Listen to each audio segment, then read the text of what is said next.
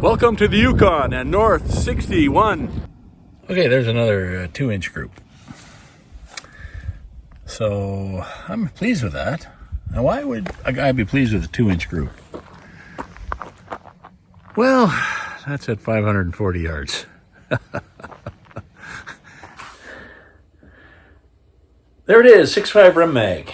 What a beautiful little carbine. This one's on a brown precision stock. Really light, really easy to handle. This was my Caribou killer in Nunavut, where you can get 5 caribou per year. 129 grain bullets at about 2850 to 2900 feet per second. It was death on Caribou. 6.5. Strange. When I use a 6.5 Creedmore in a 24-inch barreled rifle like this Legendary Arms rifle, which is beautiful, got a beautiful action on it. Lovely, lovely rifle. Shilling barrel. This is a half MOA shooter with this 130 grain Berger. I can get almost the same velocities in the 6.5 Creedmore at the muzzle with a 24-inch barrel as I can out of 18.5 or 20-inch barrel out of the 6.5 Rim Mag. And past 75 yards, this .552 Berger will start to overtake it because this has got a 1 1/8-inch twist. So you can shoot these really, really long barrels or a 140 grain bullet. Verifying my zeros at 540, 422, and 318.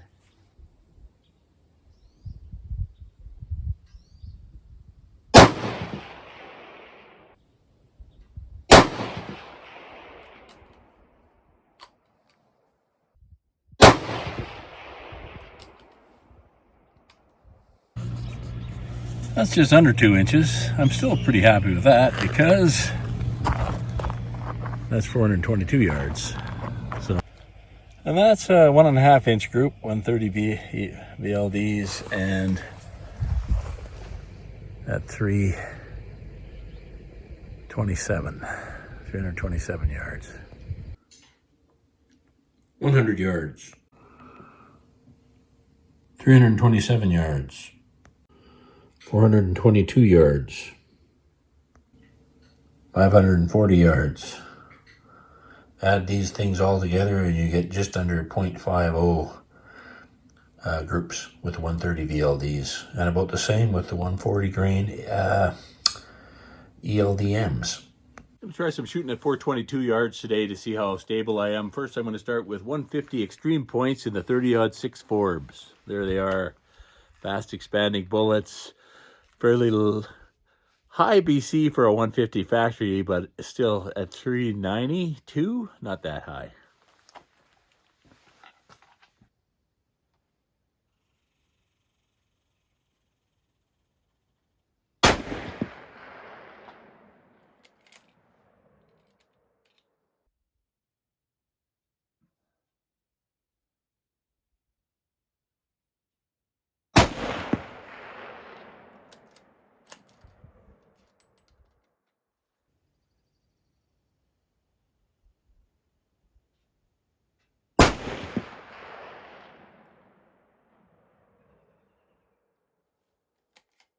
Fourth shot, I'm just going to try to hit the gong.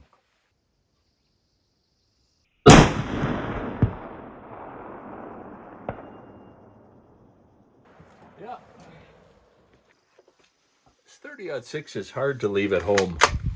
It's so bloody reliable. I found it just to be dead reliable, even with those factory ammo. When the wind is not blowing, last week I was out, I was hitting the 545 yard gong, effortlessly. This G4 reticle by, I really like the reticle because each reticle point is a little different. So you don't get mixed up between the reticles. So I'll show you a picture of that right here. So this is my 150 extreme points. It's on at 240. That first little post there is on at 325. First dot, that's at 415. Second one's at 510. And then that post is on at 605. Gives you a really useful range of hits. At .392 ballistic coefficient. It does blow around a bit when it starts getting windy.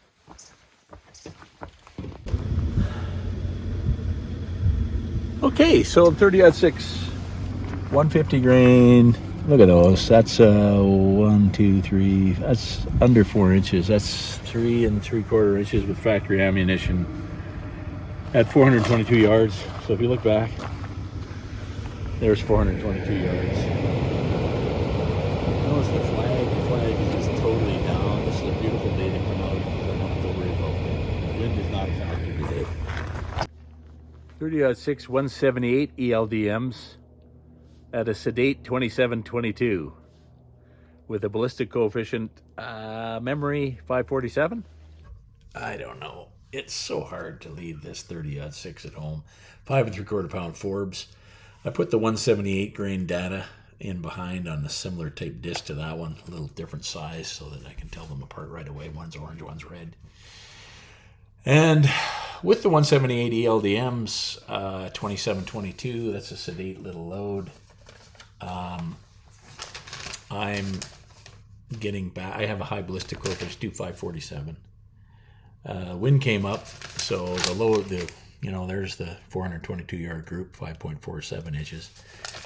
I know it does usually under 4 inches. This rifle is probably 0.75 to 1 MOA with the best, with the best loads. Where that Shilling Barrel 6.5 Creedmore is, honest to goodness, 0.55 to 0.75 with its best loads, like over and over again. A bit of variability. It's probably me, but it's also probably the equipment. So the big advantage of the 6.5 Creedmore, the ballistics are very similar as far as making hits. The 6.5 Creedmore with that great